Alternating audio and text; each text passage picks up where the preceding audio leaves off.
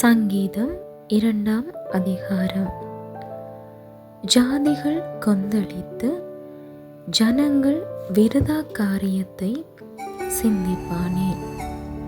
கர்த்தருக்கு விரோதமாகவும் அவர் அபிஷேகம் பண்ணினவருக்கு விரோதமாகவும் பூமியின் ராஜாக்கள் எழும்பி நின்று அதிகாரிகள் ஏகமாய் ஆலோசனை பண்ணி அவர்கள் கட்டுகளை அறுத்து அவர்கள் கயிறுகளை நம்மை விட்டு எறிந்து போடுவோம் என்கிறார்கள்.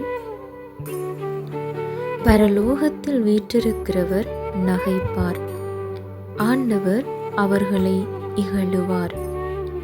அப்பொழுது அவர் தமது கோபத்திலே அவர்களோடே பேசி தமது உக்கிரத்திலே அவர்களை கலங்க பண்ணுவார்.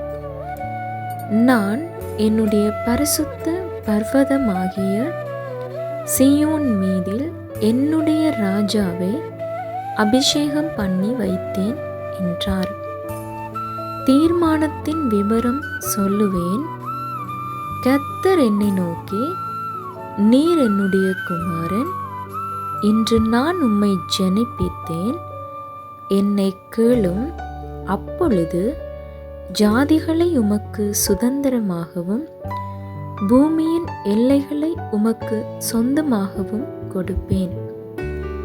இருப்புக்கோலால் அவர்களை நொறுக்கி குயக்கலத்தை போல் அவர்களை உடைத்து போடுவீர் என்று சொன்னார்.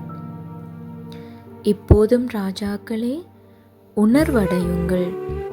பூமியின் நியாயாதிபதிகளே, எச்சரிக்கையாயிருங்கள். பயத்துடனே கர்த்தரை சேவியுங்கள், நடுக்கத்துடனே களி கூறுங்கள். குமாரன் கோபம் கொள்ளாமலும் நீங்கள் வழியிலே அழியாமலும் இருக்கும்படிக்கு அவரை முத்தம் செய்யுங்கள். கொஞ்ச காலத்திலே அவருடைய கோபம் பற்றி எரியும். அவரை அண்டிக் கொள்ளுகிற யாவரும் பாக்கியவான்கள் என்பதே. ஆமேன்.